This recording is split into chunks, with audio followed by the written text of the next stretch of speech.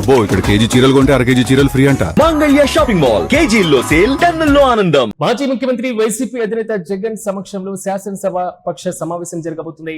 అయితే ఏపీ శాసన మండలి డిప్యూటీ చైర్మన్ గా తూమాటి మాధవరావును ఎంపిక చేశారు. అయితే ఈసారి కూడా అసెంబ్లీకి హాజరు కావద్దంటూ వైసీపీ నిర్ణయం తీసుకుంది. అయితే శాసన మండలి సమావేశాలకు హాజరు కానున్నారు వైసీపీ ఎమ్మెల్సీలు. మండలి వేదికగా కూటమి సర్కార్ను ఇరుకున పెట్టేందుకు వైసీపీ వ్యూహాలు రచిస్తున్నాయి. ఇప్పటికే నిరుద్యోగుల పక్షాన నిలబడాలని ఎమ్మెల్సీలకు సూచించినట్లుగా తెలుస్తుంది.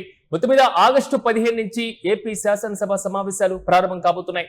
మరి ముఖ్యంగా శాసన మండలికి సంబంధించిన డిప్యూటీ చైర్మన్ ఎంపికతో పాటుగా శాసనసభలో వ్యవహరించాల్సినటువంటి తీరుతెన్నులు, దీంతో పాటుగా కల్పించాల్సినటువంటి అంశాలు, ప్రధానమైనటువంటి ఎజెండాలు, గతంలో తీసుకున్నటువంటి ఏదైతే నిరుద్యోగులకు సంబంధించినటువంటి అంశం, మద్యం లిక్కర్ కి సంబంధించినటువంటి ఇష్యూస్, లేదా తిరుపతి లడ్డూకి సంబంధించినటువంటి వ్యవహారం, ఇలాంటి వాటిపైన వైసీపీ శాసన మండలిలో గట్టి వాయిస్ వినిపించిన సంగతి తెలిసిందే.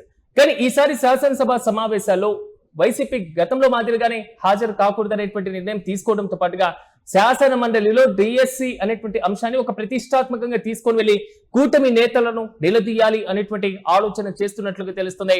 అయితే శాసన మండలిలో పక్కా వ్యూహాలతో ముందుకు వెళ్తున్నాయి. ఓవైపు శాసన మండలి డిప్యూటీ చైర్మన్ గా ఇప్పటికే కీలకంగా మాధవరావుని కూడా ఎంపిక చేశారు. శాసన మండలిలో తమకున్నటువంటి బలాన్ని ఉపయోగించి ఎలాగైనా ఎంపిక అయ్యేలా చూడాలి అనేటువంటి వ్యూహంతో కీలకంగా అడుగు వేస్తుంది వైసీపీ. అయితే శాసనసభకు వైసీపీ గైర్హాజరుకు సంబంధించినటువంటి అంశాలతో పాటుగా డిప్యూటీ చైర్మన్ ఎంపికకు సంబంధించినటువంటి అంశంపై మరింత సమాచారం మా ప్రతినిధి వెంకట్ అడిగి తెలుసుకుందాం. వెంకట్ చెప్పిన ఆగస్టు 15 నుంచి ప్రారంభం కాబోతున్నటువంటి ఏపీ శాసనసభ శాసన మండలి సమావేశాలు వైసీపీ కీలకమైనటువంటి నిర్ణయం దిశగానే అడుగులు వేస్తుంది. రీసెంట్ అప్డేట్స్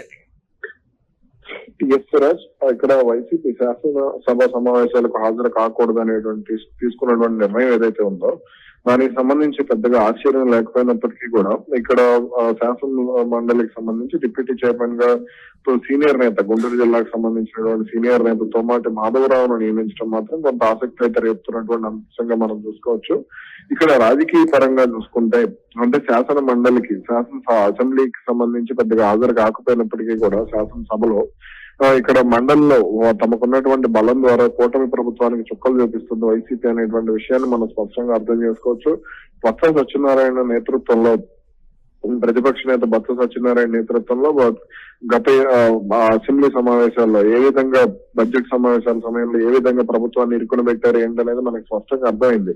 ముఖ్యంగా ఏదైతే కల్తీ లడ్డు వ్యవహారానికి సంబంధించి తీవ్ర స్థాయిలో విమర్శలు చేయడం, అదేవిధంగా ఈ తిరుమల మొత్తం కూడా తిరుమలలో జరుగుతున్నటువంటి కొన్ని వ్యవహారాలకు సంబంధించి రాష్ట్ర ప్రభుత్వాన్ని ఇబ్బంది పెట్టే దిశగా మాట్లాడటం, ఇవన్నీ కూడా మనం చూడటం జరిగింది. ఇక ఇప్పుడు ఈ సమావేశాలకు సంబంధించి ప్రధానంగా డిఎస్సి వ్యవహారాన్ని, డిఎస్సిని అస్త్రంగా ఎంచుకుని వైసీపీ సభలోకి అడుగు పెట్టేటువంటి అవకాశం ఉంది.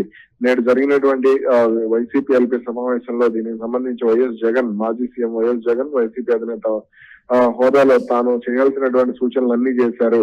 రాష్ట్ర ప్రభుత్వాన్ని ఎండగట్టడమే లక్ష్యంగా, మనకి సభలో బలం లేదు కాబట్టి మండలిలో మన బలాన్ని నిరూపించుకోవాలి, ప్రజల్లోకి మనం ఎంత గట్టిగా పోరాడితే అంత గట్టిగా వెళ్లేటువంటి అవకాశం ఉంటుంది అనేటువంటి విషయాన్ని ఆయన స్పష్టంగా చెప్పడం జరిగింది.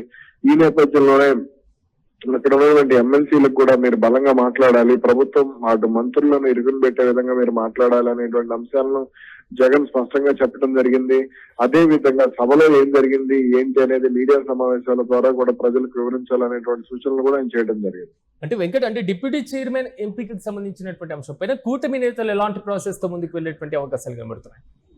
అయితే డిప్యూటీ చైర్మన్ కి సంబంధించి కూటమి పెద్దగా ఇప్పటి వరకు అభ్యంతరం తెలిపినట్టుగా కనపడలేదు.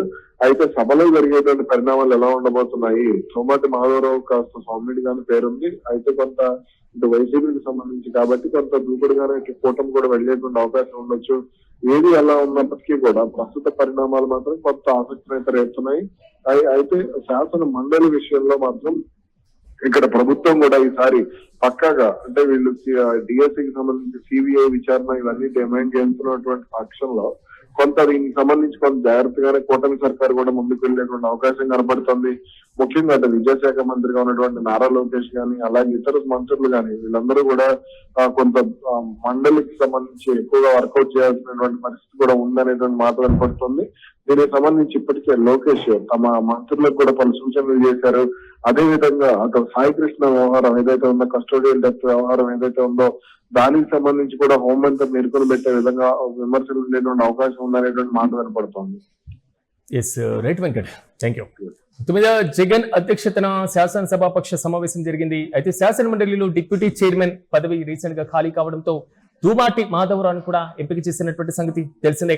అయితే ఈసారి అసెంబ్లీకి కూడా గైర్ హాజరు కావద్దంటూ వైసీపీ నిర్ణయం తీసుకుంది.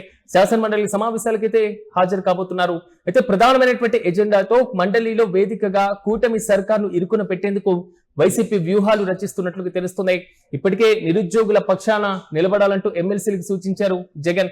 ప్రధానంగా డిఎస్సి వ్యవహారం పైన గ్రౌండ్ లెవెల్ నుంచి ఒక ప్రధానమైనటువంటి ఎజెండాతో పోరాటాలతో నిరాహార దీక్షలతో వరుసగా కూటమి నేతలపైన విరుచుకుపడుతున్నటువంటి వైసీపీ క్షేత్రస్థాయిలో చేస్తున్నటువంటి పోరాటాల అంశాలనే సభ దృష్టికి కూడా తీసుకుని వచ్చి పెద్దల సభను అట్టుడికించేటువంటి అవకాశాలు అయితే చాలా స్పష్టంగా కనబడుతున్నాయి.